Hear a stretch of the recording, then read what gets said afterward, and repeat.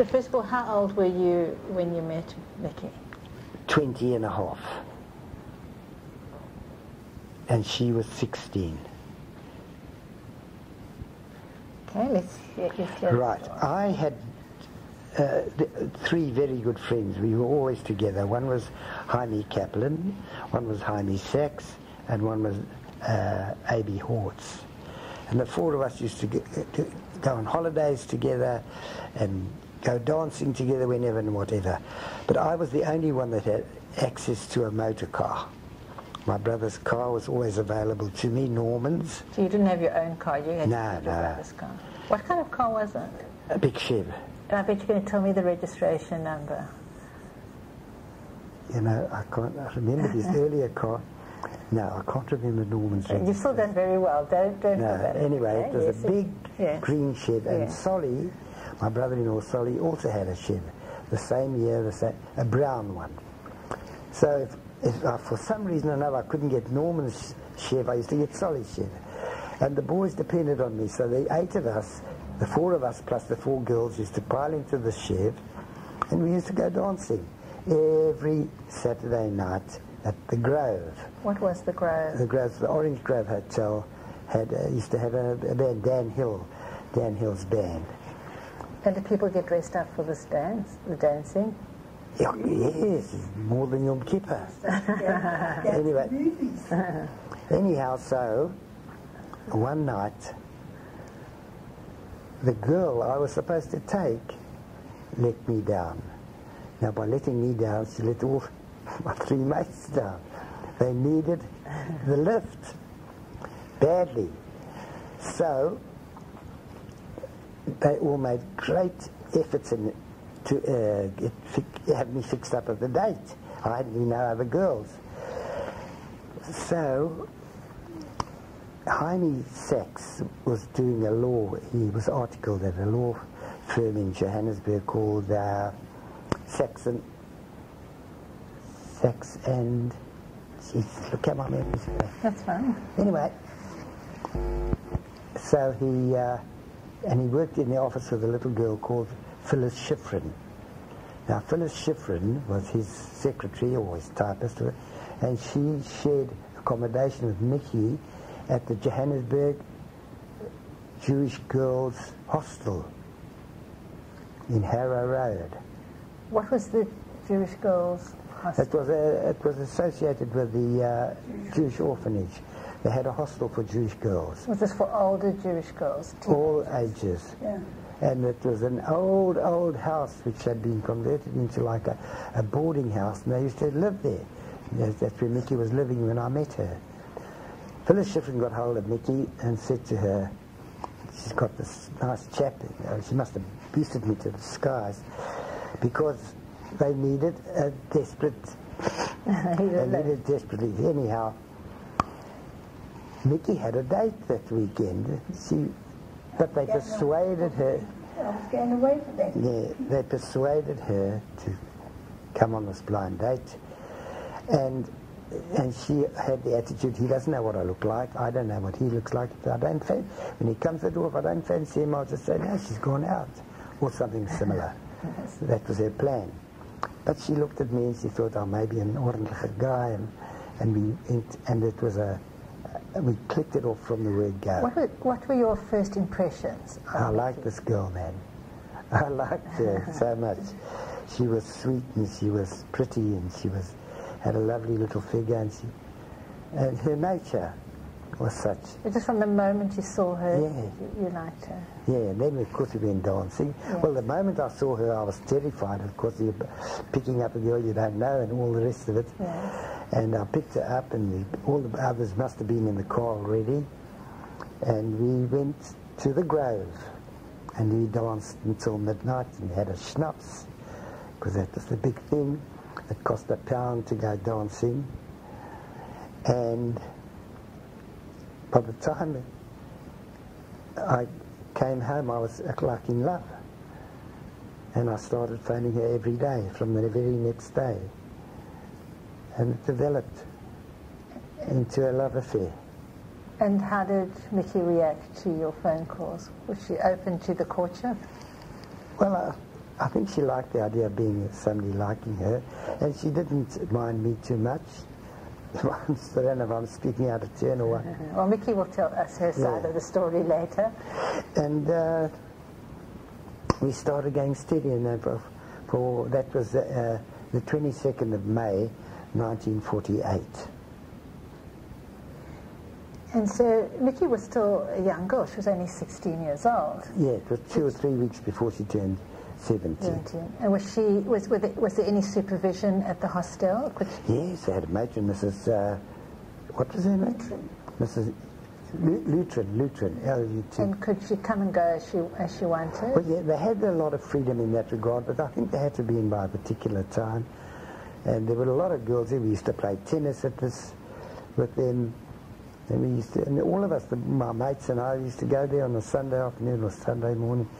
And because there were a lot of girls, and the boys liked the girls. And I was very happy to have Nicola there. And so you played tennis. What other activities did you do during your courtship of Nicola? We just went dancing. We went dancing, we went for picnics to Germiston Lake. Yes, we picnics, that's right, Germiston Lake. Did you go to movies? Oh yes, regularly. That was the big thing. Dress up in a suit, the same suit that I used to wear to school. And we used to all get togged up and go to these movie houses, and booked seats, and Metro, and the Colosseum, and the 20th century, the Empire, His Majesty's, all of these cinemas, big, beautiful cinemas. And during this period, was Nicola working? Was your Nicola working? Yes. Initially you were at college, weren't you, when I met you? I think so. She was at commercial college, and she finished her matric there. And so she was still a schoolgirl when you were dating her initially? Yeah, she was basically a schoolgirl, yeah. And did you bring her home to meet your family initially, or did it take a while? I can't quite recall how long it took, but I certainly brought her home to meet the family. And my brother Jack always used to call her Miriam. He never called her Mickey. The others called her Mickey, but Jack used to say Miriam. I think he liked the name on there. And she became part of the family, and then we got married. But before you tell me about your wedding, how did you propose? It was just an accepted thing that we'd get married one day.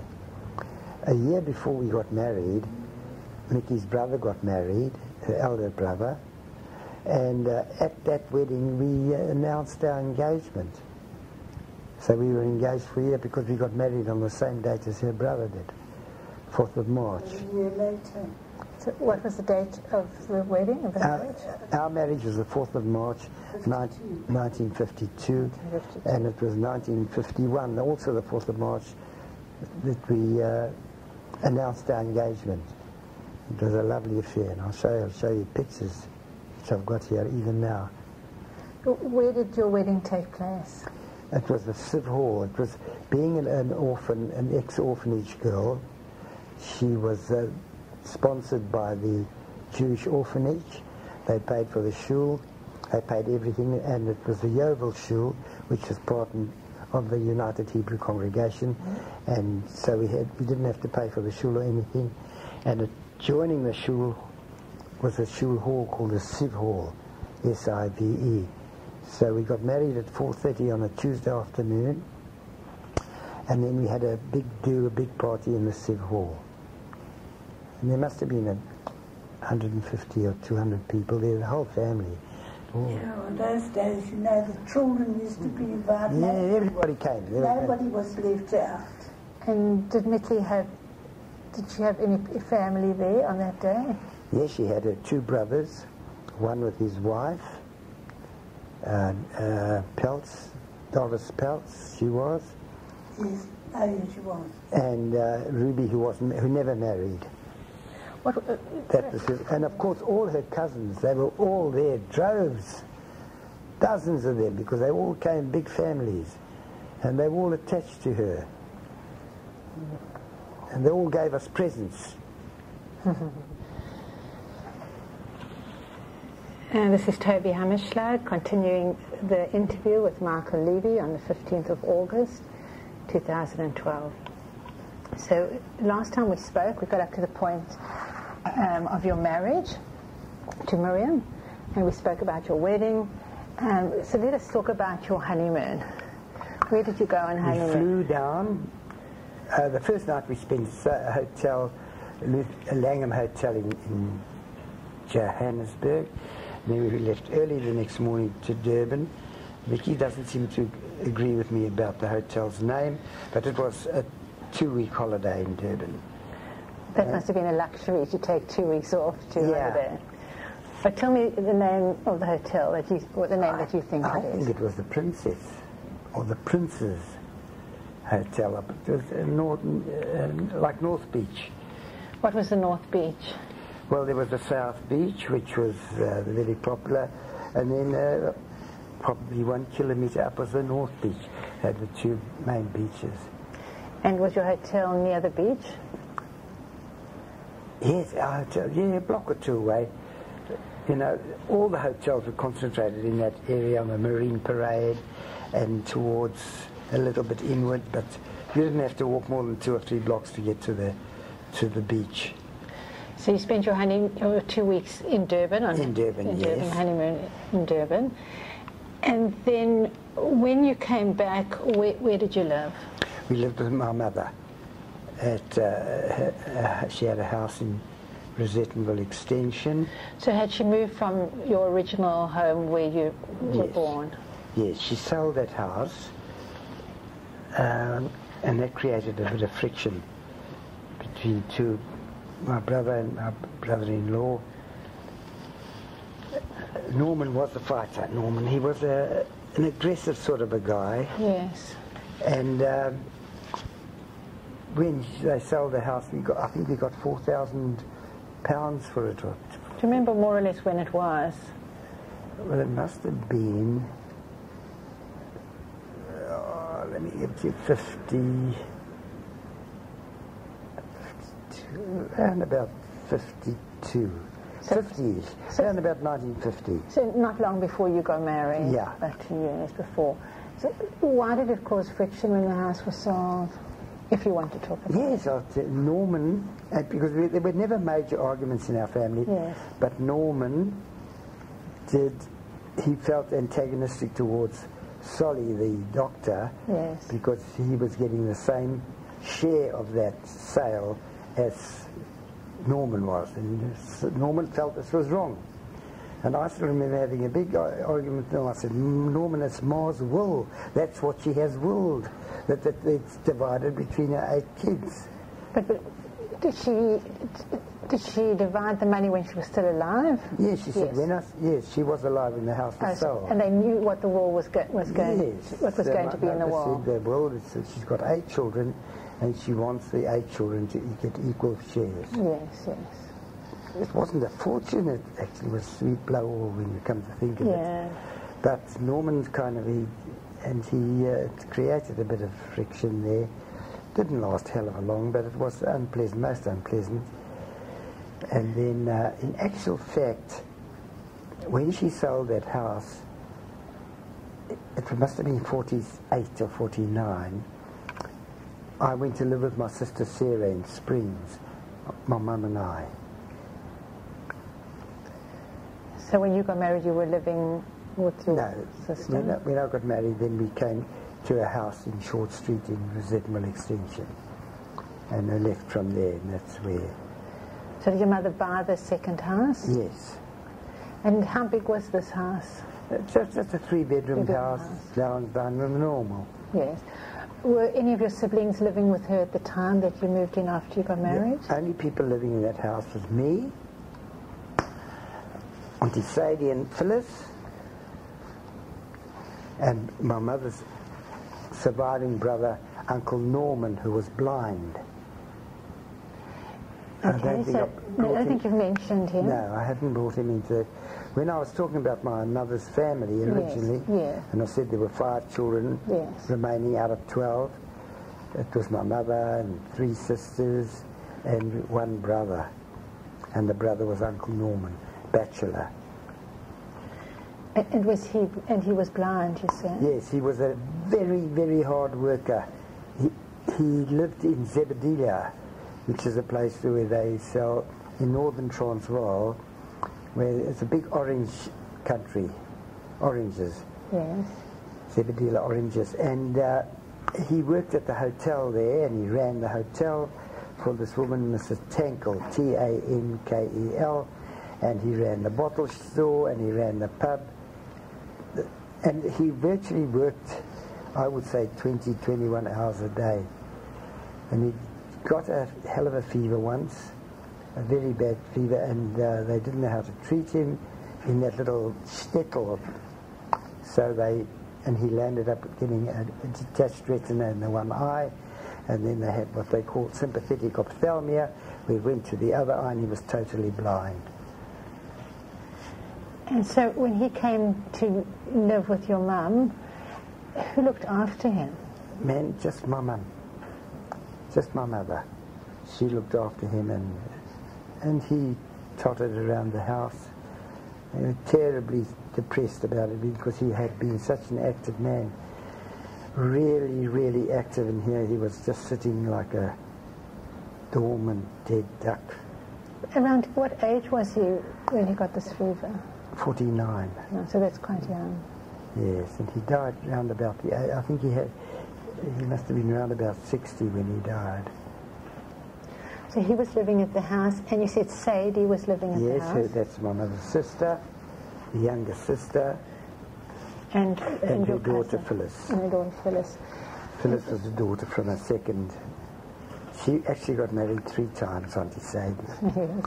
First husband, unbelievably wealthy. His name was Joseph Reeb. I'm named after him. My name's Michael Joseph. And Joseph Reeb died, and all his money was tied up in properties and things in the eastern Transvaal, Lake Chrissy area. Anyway, and she had a son called Maish, the same as my brother, who was a very clever guy. He really was pretty smart. He went to PTPS school, Parktown Preparatory School. Anyway, What did he end up doing, the smart? He was a colonel in the Israeli army. They went to live in Israel. They went to live in Israel. And his wife is still there, with grown children who are also big machas in the army. And her name was Aura. They were big Zionists here. They met in South Africa. Yeah. When I say here, I mean South Africa. Yes. They met there, and they got married. I think they got married in Israel. They didn't get, but they had gone over together. They were both Shomer Hatzairniks. They were the revolutionary type of Zionist wing, whatever you call it. Yes, yes. And then... And yes, carry on. No, then when she was a widow, and she got married to a chap called Dwalatsky, Leon Dwalatsky, from Senekal in the Free State. Was that a small town? Small little shtetl. We used to go and have wonderful holidays with him. He was also a wealthy guy, a very hard worker. He had grown sons from his earlier marriage. And she had Phyllis with them, didn't she? And then they had Phyllis. They had the daughter. And then he was so active also. He used to carry these big bags of mealies. He had a mill there. And he was very, very comfortably off. And one day carrying this thing, and he had to let go, and he sat down and just died. He had a very traumatic death. It was his heart attack. She lasted a bit longer, and then she found another bloke, Auntie Sadie. His name was Jaime Brower, eh? Yeah. I said, Auntie Sadie, leave him out because you haven't got a good record. You kill him, man. I remember telling her, little boy, man, young man. Auntie Sadie, leave him alone. I swear he died as well. How long did he last? I don't know how long he lasted, but she lost 3 husbands, and I said, I warned you. I warned you, leave him. You killed him. I don't know whether it had to do with anything with their sex lives or whatever, I just don't know. But he didn't stand a chance. You've got a bad record, I used to say to her. So by the time you got married, she'd moved in with your mum? Yes. And what about her daughter, Phyllis? Also. How old was she at about that time? About 16, I think. Phyllis is actually 10 years younger than me. I was 10 when she was born. So she was born in 1936. And so she was still at school when you moved in there? Yes, and she wasn't very sympathetic towards my Uncle Norman bumping into things. She didn't have much patience with her Uncle Norman. Was difficult. Or her great. Yeah, it was her uncle, a proper uncle. Did Phyllis eventually get married? Yes, Phyllis got married. And in Who did South she get Africa, married to? What's his name, Mick, do you recall? It was the same surname as Mickey Abramovitz. But what is his name? What does he do? He's a doctor, isn't he? Yeah, he's not. Yes, he's an ophthalmologist. Yeah, that's right. And they had about. No, he's to do with skin. Dermatologist. Dermatologist, I'm not sure. Yeah, he's a dermatologist. See, as it comes more modern, I don't remember so well. I remember all the old stuff, which is a bad sign. You're doing really well. Was it difficult moving into a house with all these people when you first got married? Well, you mean with my Auntie Sadie and her? Yeah, and your mother, your Auntie Sadie, and your uncle No, we were Norman. just too thankful that we had accommodation. I was doing pharmacy at the time. Were you still doing pharmacy then? Yes, and we couldn't afford to rent a place even, so we used to live at my mother's house. We paid her £20 a month, which Mickey was earning. She was earning about £37.10 in those days, which was a very nice salary. So you were still studying pharmacy? Yes. And Miriam, I'll just say Miriam, just to distinguish between the Yes. two of you, was working at the time still? Yes, I think she was working in an insurance company at the time. So was she the breadwinner at that She point? was a breadwinner. Yes. Yes, she supported me, so to speak. And how long did you continue doing your pharmacy course? I never ever finished. Yes, you said that in the last interview. I tried my hardest right up to even after we were married. That was 52, but I didn't try hard enough. And in 1954, I decided, you've got to earn money. Yes. So I got a medical rep job. And can you explain more about your medical rep Yeah, job? medical rep. I was chosen from I must be honest, I've got to boast here a bit. Yes, There please were a do. number of, it was a firm of high repute called Roche Products. And they didn't take just anybody. Anyway, they had advertised and I applied, and I was one of I can't recall, 30 or 40 applicants, and I got the job. And I spent 9 years with them. And what did your job actually consist of? Calling on doctors, hospitals, chemists, the full, propagating your products, and visiting the doctors mainly, calling on, and trying to get them to write prescriptions for your products. Our products were outstanding. They were really, really good. And it wasn't hard. Do you think you were a good salesman? Well, I learned on that job how to be a salesman, and I became pretty good at it, yes. So much so that eventually the boss, it was a Swiss firm, Yes. the boss, Dr. Royce, put me onto just calling on chemists to take up deals, pharmaceutical deals. And did you work on commission and a salary, or just Only a commission? no, it was only a salary up to the time I up to the time I was called to just call on chemists. And they offered me, I particularly remember this, a 3% commission. So I had been earning, say, 300 rand a month. And all of a sudden I was earning 600. And they quickly cut down my commission to 1.5% from 3%. Dr. Royce and I moaned like hell, but anyway. And I was still earning more than I had been out on a straight salary. And then they started cutting into my, they didn't like the idea of somebody earning so much money, that's all. Eventually that's what made me leave. And after 9 years I left there. Okay, but we'll come back to what you did after 9 years. Did your job mean that you had to travel to other places? Yes. I used to spend about 1 week in 4 nights away from home, 5 days, going to the country. I did the Eastern Transvaal, the Northern Transvaal, and the Western Transvaal. And I used to call on these doctors, and so my 5 weeks of the cycle, I used to call on doctors in Jeppe Street, which was the big thing. So Jeppe Street was in the centre of the city? Yes, it was. Of Johannesburg. And that's where the doctors were concentrated. But I used to go to all the suburbs, call on them, and there was a regular cycle. And that was the hard part, getting in to see them. And the East Rand and the West Rand. Did you develop a regular clientele which allowed you to come in and Yes, oh yeah, we got on extremely well, all of us eventually.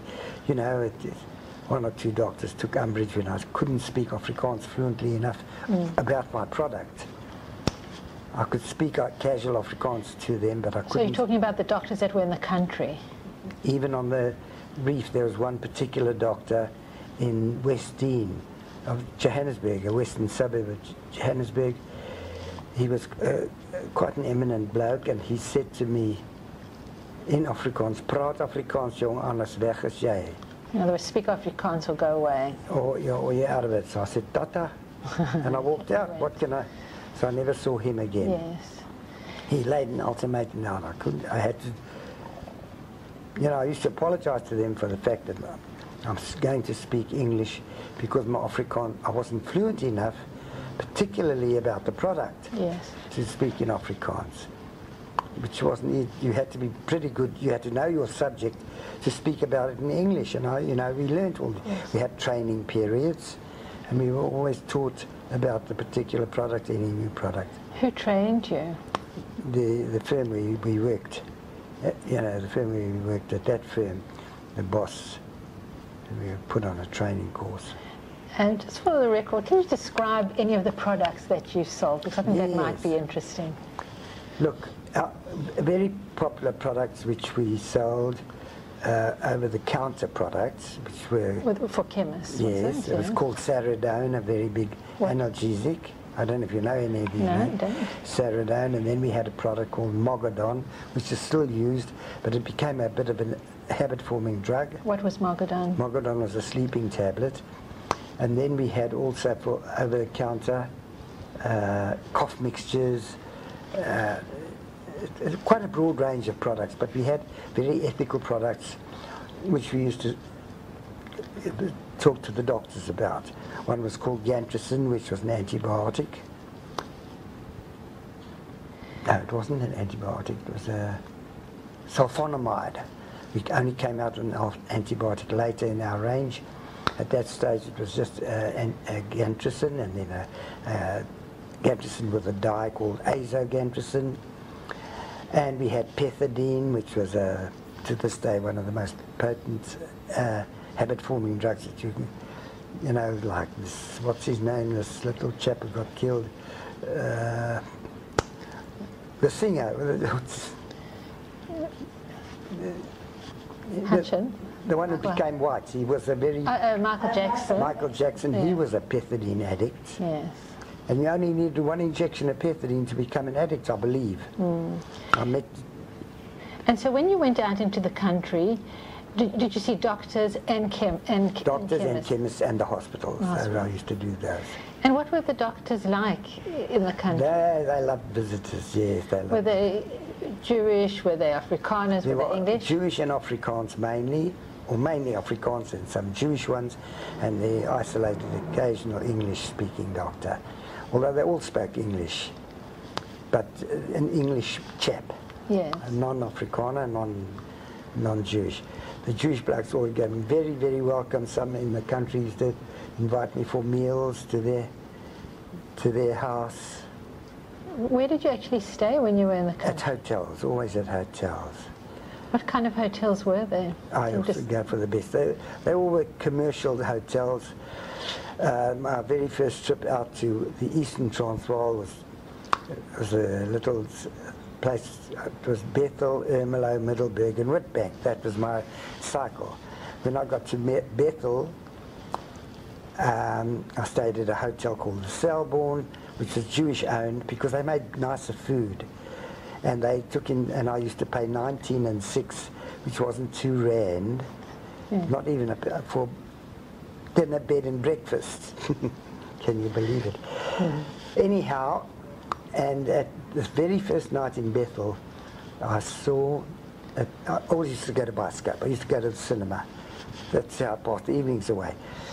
And this local cinema was showing a Yiddish picture, because it's a predominantly very rich Jewish area, Bethel. It was. Hershowitz's farms, and God alone knows. They were extreme, and they brought out a Jewish picture called Mirla Efros. And I went to see Mirla Efros. The Bioscope was full, chock-a-block, all Jews. And I went with an old man from the hotel who was with me, who I met at the dinner table. So his name was Mr. What was our neighbour's name? Elliot? No. Enfield. And he had been a major in the army, so they all called him Major Enfield. And I also called him Major Enfield. He was much older than me. He was Jewish. And we went to see Mirla Efros that night. Do you remember what the movie was about? You know, these movies are so old. Even then, they were probably 40 years old. And yeah, Mirla Efros was the name of a girl. Mirla Efros. And it was about family squabbles and all the rest. That I can tell you. That's fantastic.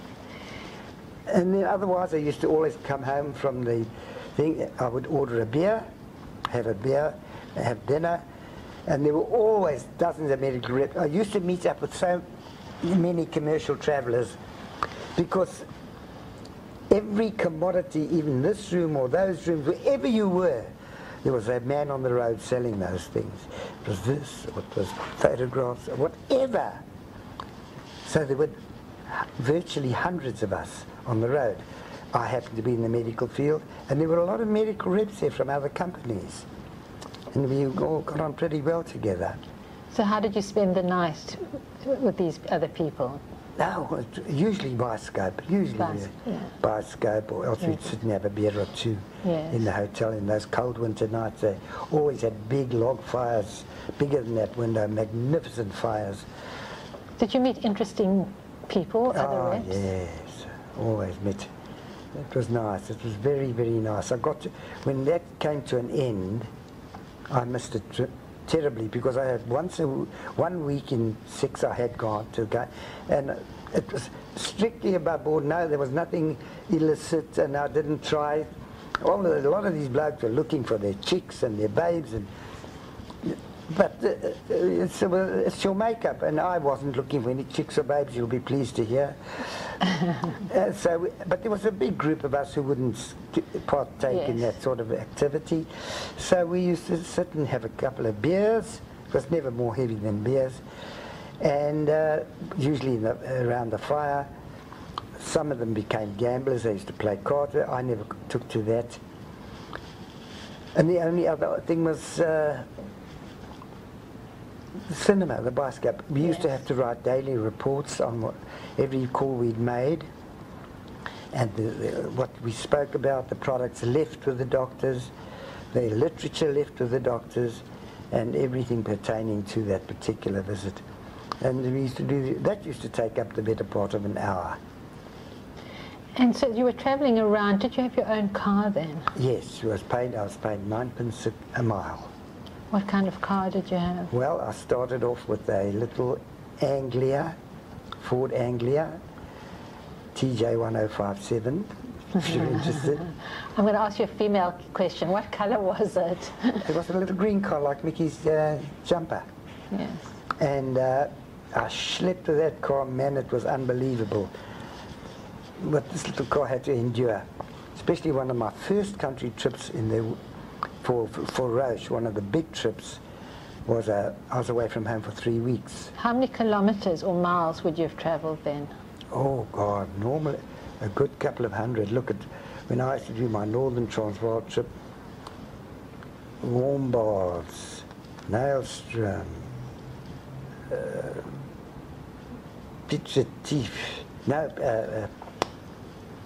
Pietretif was the eastern.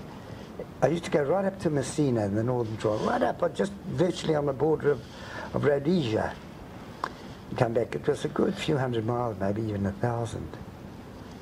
And I used to, all the costs were mine, but I used to get paid 9p a mile.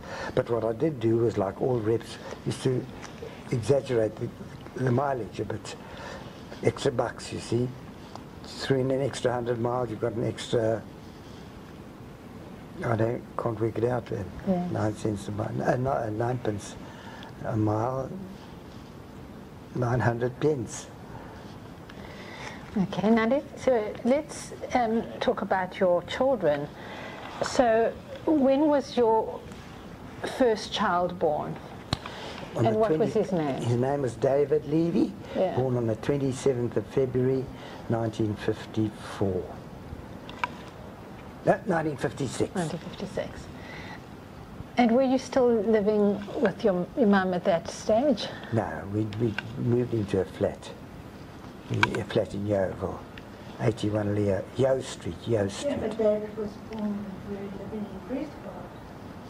Wasn't born in London. No, that's right, Mickey's right. Yeah. We lived in this flat, 81 Yo Street in Yeovil, Leo Street. No, Yo, Y-E-O. Yes. Yeah, and then we... So when David was born, you were living in this unit in Yeovil? No, we had then decided to buy a property in Creswell. That was a 10% deposit property. Creswell. Creswell, yes. And we moved there in September 1954. That's where I got confused. Okay. And in 56 David was born. And you've got his date of birth, you've told me. What nursing home was he born in? Florence Nightingale. Both our kids were born in the Florence Nightingale. And do you remember who did the bris? I remember the job we had getting hold of the doctor when Mickey was about to pop the question or pop the subject out. We had no phone. I had to run down a mile or so to the post office to phone the doctor. And the doctor was Dr. Harry Ullman, the gynecologist, and he came rushing in and said, get her to hospital, get her to hospital. When I brought her to the Florence and we're battling to get up the steps, and the sisters came, she said, "May God, she's fully dilated." That's all I remember. I said, "Oh Jesus, what is that?" Anyway, and the baby was born before the doctor got there. 9 o'clock in the morning? Yeah, 9:20, I think. And so, and who did the bris? The bris was done by, he was a very famous and popular male.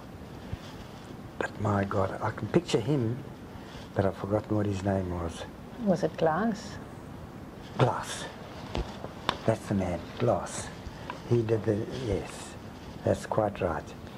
He did the bris. And when you brought David home, did Miriam have any help with the baby? No, she had to, in those days they didn't have much.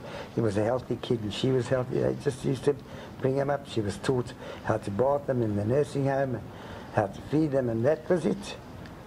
And there was a great bond between David and I from the word go, which is goes on to this day. Which goes into Miriam says that you need to tell me why this bond developed. Well, we were, all of us, particularly Mickey and I, were so proud of this young boy. He was such a lovely chap. And he was Bond's a little kid, and he started to, every night as we went to bed, he would schlep into our room, from his room, and come and sleep in my bed. So bonded with so David. up to the time Beverly was born, and she was born 2.5 years after, 2 years and 4 months or so after David. What you can tell me now her date of birth? 22nd of November 1958. Mm-hmm. And up to that time he spent every night in my bed. I didn't kick him out. It was very inconvenient. Sometimes it was just like we had two single beds pushed next to each other. And David is a really grand type of black man. He's inherited all the good traits from Mickey's family, and believe me, they were good, soft people, kind and unaggressive, and the good traits from my side. So he's turned out to be quite a mensch. So did you see those traits when he was already a young boy? As a baby even, you could see these traits of wonderful compassion. My sister Stella, who had a third son with Down syndrome, yes, it was David that used to teach his little cousin how to swim. Yeah, it was a hopeless case of Downs. It was really a bad case. How to swim, how to ride a bicycle, and he virtually took him under his wing. And this David is a little boy. He might have been 7, 8, whatever. And to this day, he's got such an affection for Lenny, who's a man of 55 or 54. How old's Lenny? He's in Israel. Lenny's a year older than Levy. Yeah, that's right. Beverly was born in 58, 42, 54. So he's 55. And he lives in Israel today, does he? Yes, he went there with I'll tell you You'll about tell me that. about that later, yes. But from that time, virtually from his early childhood onwards, we could see that this man's got a wonderful, wonderful nature. What were the traits, do you think, that he inherited from Miriam's side? Because you've mentioned her I side. think just the compassion, general. Miriam's two brothers weren't aggressive type of chaps, and I've never met her father, Yes. her late dad, but I could see already what sort of a man he was from the behaviour of the two boys, which they obviously inherited from him, and also the fact that he got married, despite whatever Mickey says, he remarried, mainly because he had remarried. When Mickey's father and late father remarried, yeah. mainly because of the fact that he had two kids he was going to work at 4 in the morning and coming back at God knows what hour, working like a dog, and these two kids were on their own in the orphanage, or not in the orphanage, whatever. But so he thought he'll marry a good Jewish woman, she's got her own son, and she will help him look after the kids. But he never ever found out the total truth until the end, that this woman was an absolute vixen. She really was, she gave her hell. She really was a bad woman. Anyhow, so that's how I knew. Yes, but you say that Miriam's brothers were kind. Yes, no, they were good people. guys, unaggressive, unargumentative. We will come back to her brothers later. And what traits do you think David inherited from your side of the family? Well, look, I don't want to start flattering, but yeah, but we can. This is yes. Look, he also has a certain amount of compassion, kindness, maybe. Yeah. No aggression, really. And so then you've mentioned your daughter Beverly was born. What kind of child was Beverly? Beverly was also a beautiful little child, a lovely little girl, also very attached, a good family girl. until she turned about 15 or 16, and she was going out with God knows which blokes. Okay. David used to look after her. Was he protective of his sister? Very protective. All right, we'll come back to her teens. But now we're just going to talk about your mother, because your mother passed away when your kids were quite young, is that correct? Well, my mother passed away in 1961. Yeah. So David had been born in 54 and Beverly in 58. So David... David 56 and Beverly 58. So your David was about 5 and Beverly 3. 3, that's it. Yeah. So I just want to talk a little bit more about your mum. So she was on her own. She lost her husband, your father, when she was approximately 52 years old. Is that correct? Yes, that's right. 1933. And did she ever remarry? No. No, she never remarried. I believe there were one or two blokes who fancied her or whatever. Yes. Entertained the idea of marrying her, but she never complied with any of it. She just didn't. She was a very staunch, faithful type of wife, widow. And she died at the age of 80, is that correct? 2 months before she turned 80. So she was really alone. I mean, obviously she had her children. She was alone for all that period. But she was living at that time with my eldest brother, Jack and Zelda. It was in their house that she passed away. Had she sold her house by then? Yes, we'd sold the house. Yes. And she'd moved in with Jack and Zelda. Jack and Zelda, yes. Zelda was really a golden girl. She looked after my mother.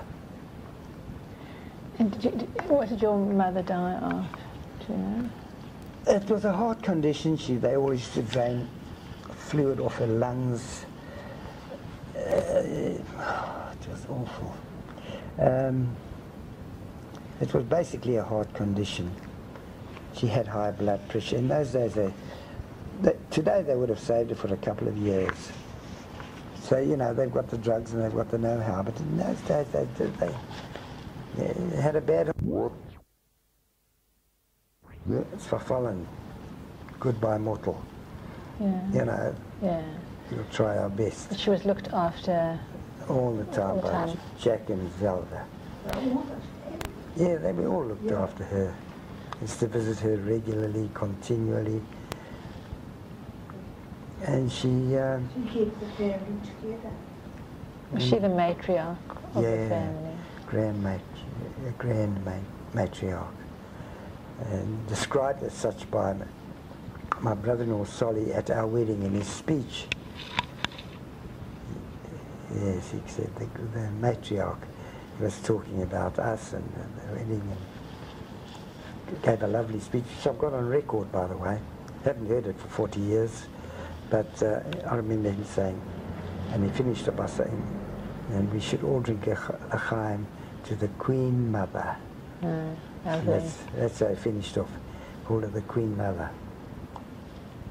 But they also used to have tips, because my mother was more secular in a way.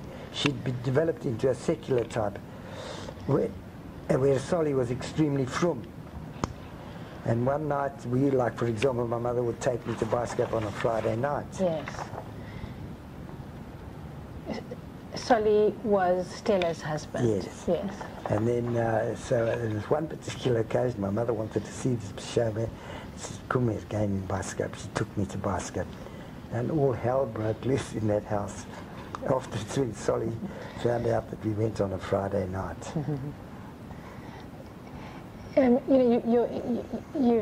Your language is often peppered with Yiddish terms.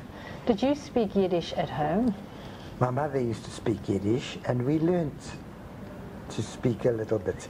Not fluently, but I can, they say, "I can voorbij komen," I can get through it all. So would she speak to you in Yiddish and you would answer sometimes in English? Yes, and she insisted on speaking English, but she couldn't. She read Gone with the Wind, for example, that massive book, and she wanted to just speak English, but she mainly spoke Yiddish, and we all understood it and learnt it. Did she speak with the Lithuanian, with the Yes. Russian-Lithuanian accent? Yeah, when she spoke English, it was, Mikola, where are you going? What are you doing? You know, where have you been? That kind of talk. Yes, yes. Ma, don't worry about it. I'm all right. But what are you doing? Are you doing your homework? You know, that's the type of English she spoke. Yeah. You've mentioned that your mum became secular over time. You've also mentioned that your brother Maish went to Israel when it was the War of Independence in 1948, and you've mentioned family members went to Israel. Would you describe your family as Zionistic? Yeah, I would. There were a number, yes. Not the whole family, I would say, but certain members of the family were that way inclined, belonging to Harbonim, the girl Stella Faye, and I belonged to Shomer Tzair and the Mizrahi youth group. And my cousin Maish Reeb had gone to Israel to fight there, and he became a colonel in actual fact. Brilliant guy, man. And there was that leaning towards Israel, Palestine, whatever they called it then. Okay. All this prior to Israel becoming Israel in 48. Maish, of course, went in 48. Soros was all on.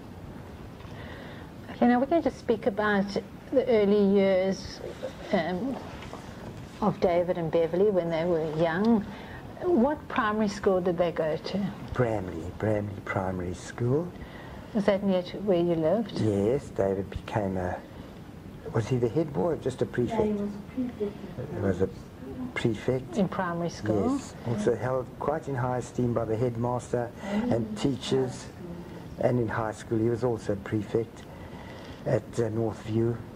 No, at Northview High School. And even some of his teachers were so affiliated to him, like Tom Petty. Yeah. They used to come and have drinks with us at our house. The teachers? With his wife, yes. He used to come to the house. A friendship developed. We didn't initiate it. It was just, they had leanings towards this lovely little kid, and they became friends with us. And what did you do in your leisure time as a family when your children were in primary school? And for example, on the weekend, what did you do? I think mainly our weekends were spent, the families getting together at anyone's house, our house, their house, anyone's house. We would alternate and go to, for a family tea. It was always a big get-together. The whole family would rock up there, have tea, talk. At our house, we had a very big garden and a beautiful shady tree. We always sit under the tree and have, and that was virtually a routine thing. Was that virtually every weekend? Virtually every weekend. It was always at someone's Cousins. And did all your siblings and their children come? Because their siblings would have been a bit older than your children. Yes, they all came. Ada and Viva and Madeline and Evelyn, they all used to come. And what did the cousins do? How did they entertain themselves on a Sunday? Well, you know, in those days, no entertainment was required. You'd sit and have tea and talk about this, that, and the other. But the kids would be playing. The children would be playing? Yeah. Yeah, they're playing around, all the rest of it. And just a nice atmosphere. And this was a routine thing, week in and week out. And did you go to different people's houses every week? Yes, we used to go to Sarah's house, Stella's house, Jack's house, Harry's house, our house, Maisha's house. Saturday nights. Faye's house we didn't go to because she lived in Randfontein. But we went there occasionally as well, you know, and then that was it. And did all the siblings get on with each other generally? Yes, Norman drifted a little bit away from... But Norman didn't have any children? Only 2 adopted children. Two adopted, yes. Yes, and it's a good thing because they were related, you see. she was a second or third cousin. Her mother was my mother's second cousin. Yes. So what makes cousin 3 or 4 times removed? She was a good woman, Bella. Yeah. But she was strange in that she was very psychic.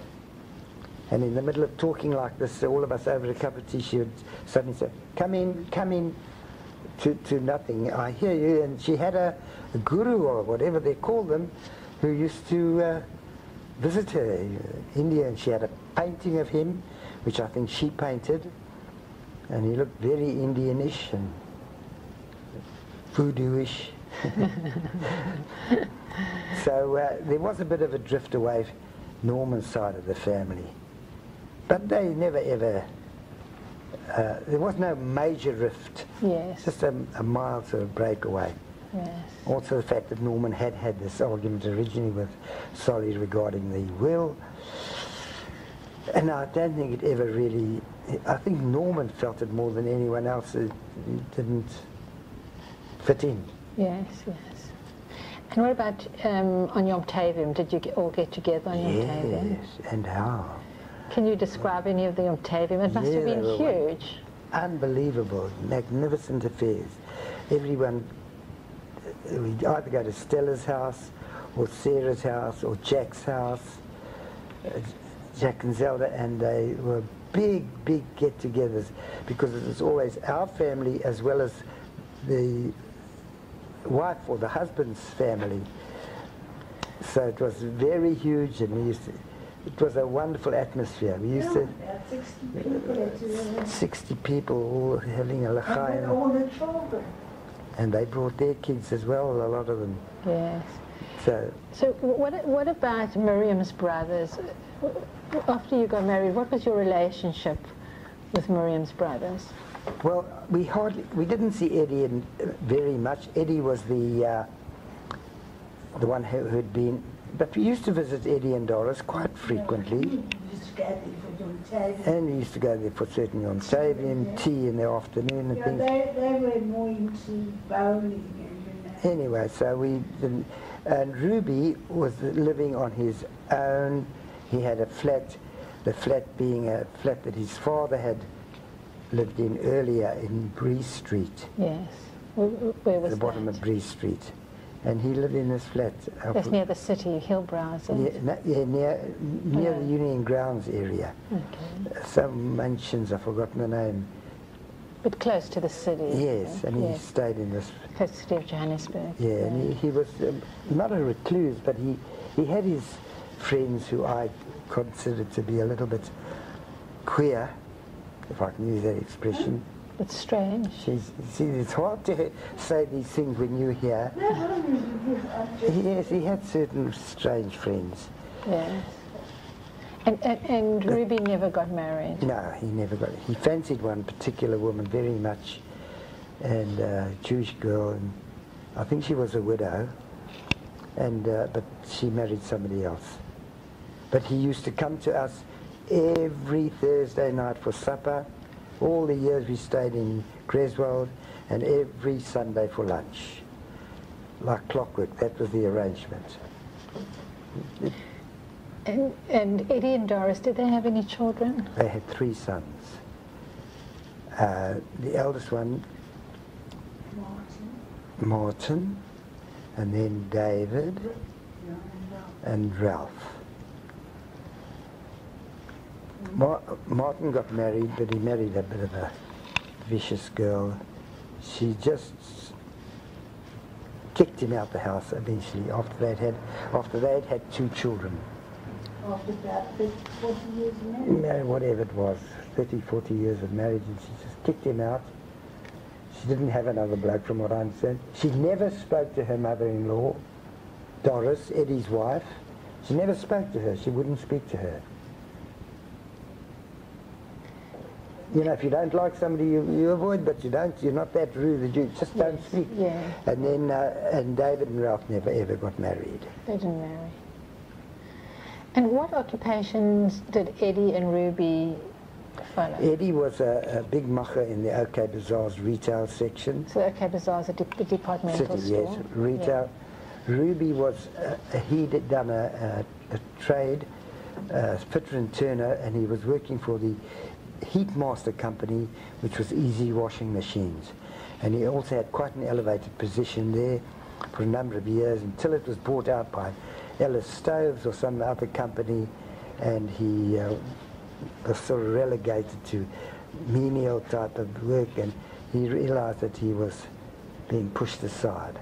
But he retained his job, and he worked with them. Okay.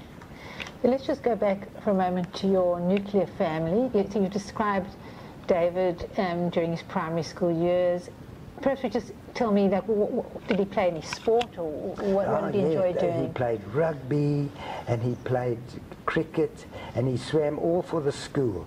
Not like me, I swam for the house. Yes. He was everything for the school. He played cricket for the school, mainly rugby. He was a big rugby fan to this day, and swimming, and in school plays. He was always in the school plays, acting in front of him. We used to climb such nachts there, man.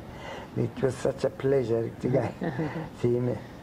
And yes, and what about Beverly? What did she do during her? We're still talking about the primary school years. yeah, primary school, I don't think Beverly did very much. She wasn't the academic She just type. wanted to be with the boys. Yeah, she was. She When wanted she to liked. play cricket. Yeah, she used to like when she came out, and the boys had organised a game of football on the field across the road from our house. She was always part of the teams, and when they used to toss up for sides, you know, I'd take him, and she was always the first to be picked because she was a damn good little soccer player. She's a bit of a tomboy. Very much so. Yeah, she didn't like dolls.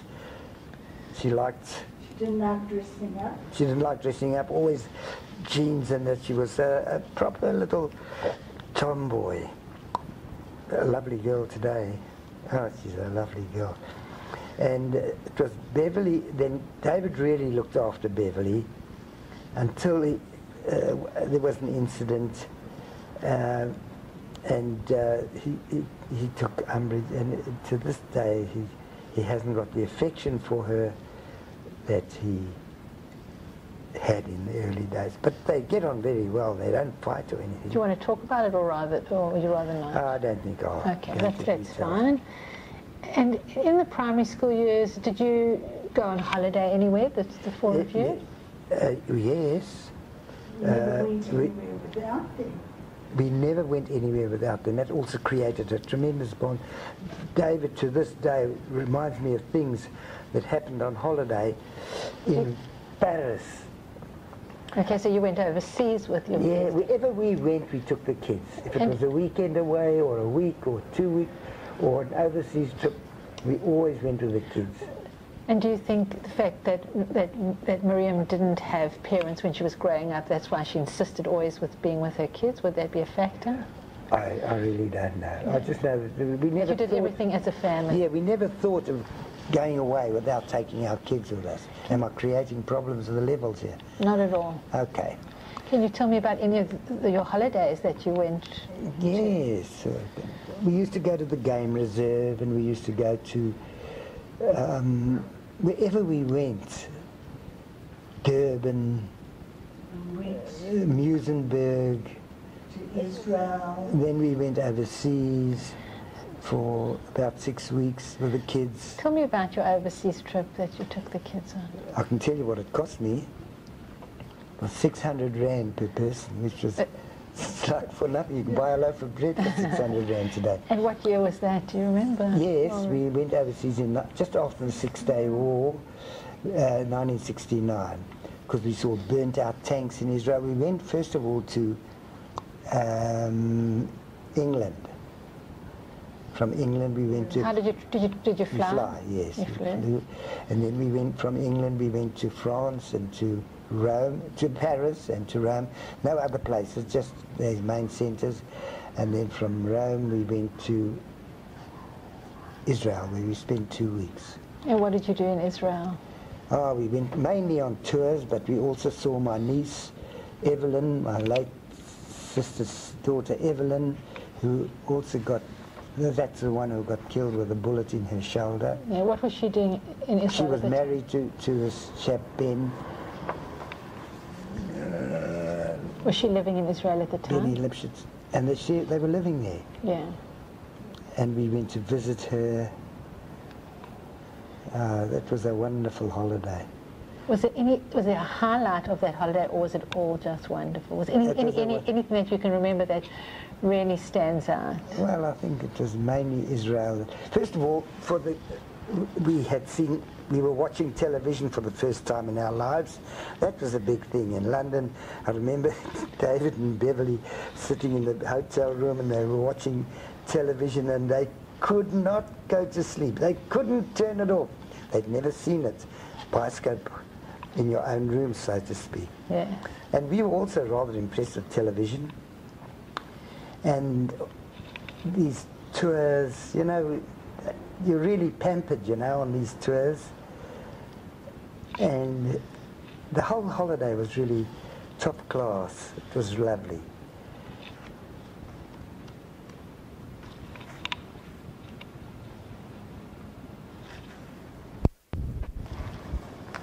So we were just talking about your holiday, but tell me a little bit more about this overseas holiday that you're on. Yeah, well, it was 6 weeks away. Yes. And we went to these main centres. The highlight, of course, being Israel for just over 2 weeks. Yes, but let's just go back to London for a minute. Did anything interesting happen in London? Yeah, we saw snow, which I believe is quite not a common thing, and TV.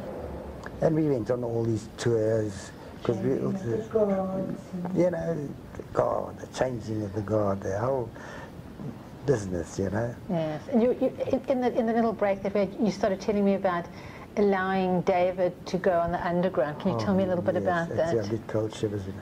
Yeah, David wanted to see a Superman show, a particular Superman show. And we knew it was showing us one of those suburbs in London. We found out, and he pleaded with us. I don't know why we didn't go. We had something else on that night. There was some sort of a meal or something for all the members of the who had gone on this tour. So we said, all right. Are you sure you know which? Yes, you'll catch this one to that station. And so how old was he about at the time? 13. 13. Had he had his bar mitzvah by then? Wait, no, 69. He must have, yes. He had his bar mitzvah. All right, we'll come back to the bar mitzvah, but yes, so carry on. And he'll get this one to there, and he'll catch 3 trains to get, and he'll have that basket. In a totally removed suburb from London. It was a suburb where they were showing Superman, and we let him go. Even when you get off the train, you've got to find the bioscope, the cinema. Anyway, so we let him go, and then did he take his sister with him? Yes, and a few other kids from. They all said, "Okay, David's going, you can go," because we all had this dinner or this get-together dinner, whatever it was, the tour people. I think we were going to see cats that night. Oh, we might have been going to see cats or something like that, because we were all tied up. Going to the pantomime. So they were all released. But I'll tell you, we had a bad night until we got those kids home again. Oh, it wasn't easy, man. Right. And so now we're just going back to the early years or the primary school years of your children. Yeah. Miriam obviously ran your home. Yes. What other activities did Miriam do during that period? Did she belong to any organizations at all? No, I don't think so. It was a full-time job. She had a lot of friends in the neighbours, friends, good friends, that she lasted all life.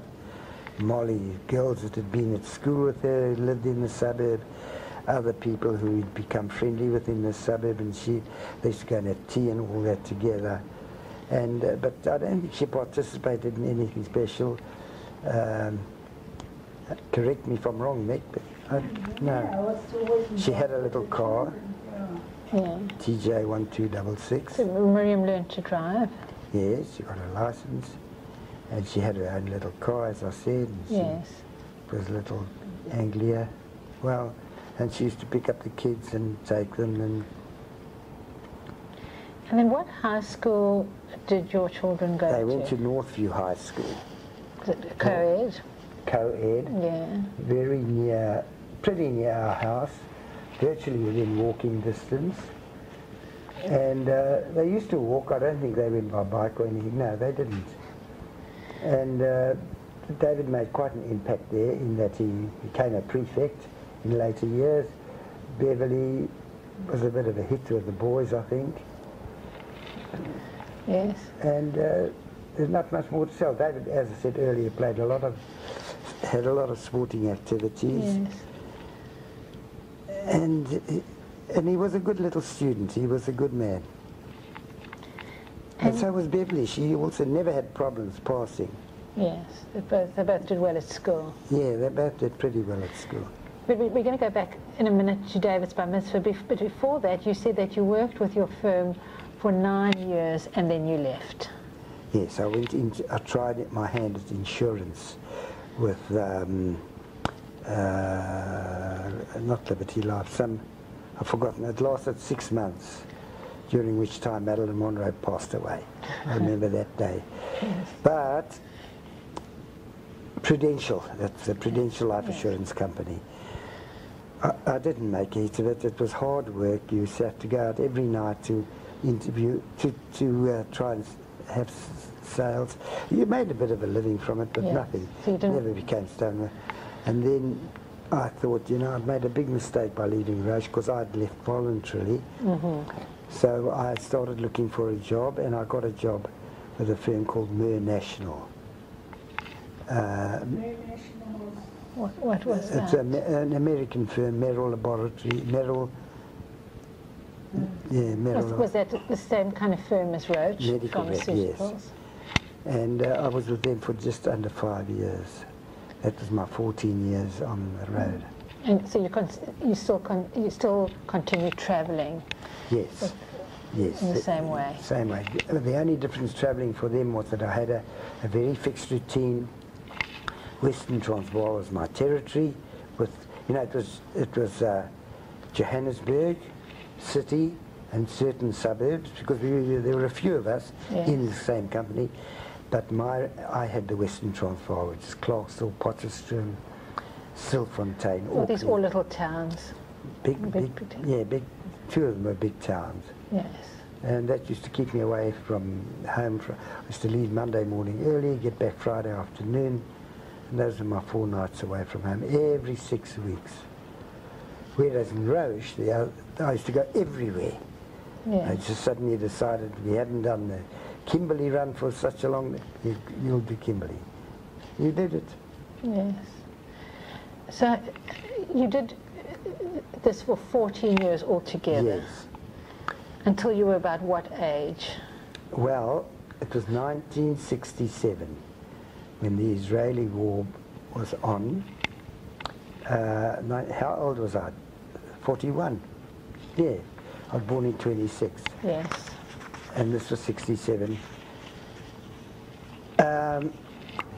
My brother, who was very successful in the garage business, he had these two Which garages. brother? Harry, Simon, he had two, both called Harry Levy's, one in Jeppe Street and one in Cyril Dean.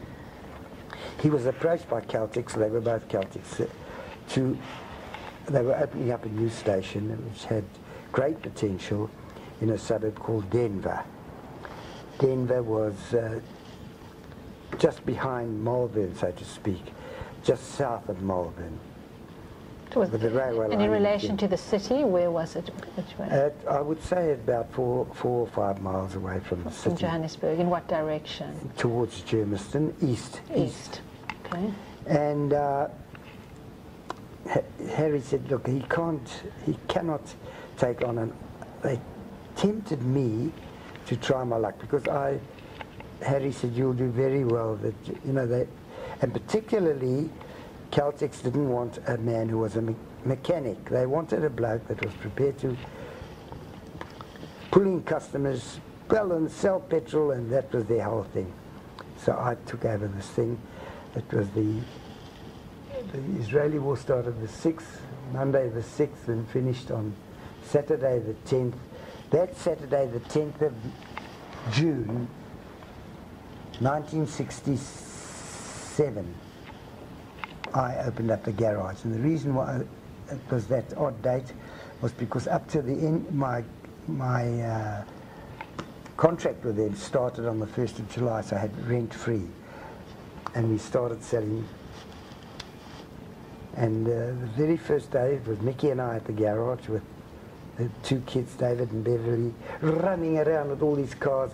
And an old Indian man said to me, "You've got great children." I'll never forget it. I said, "Yeah, thank you very much. I'm aware of that."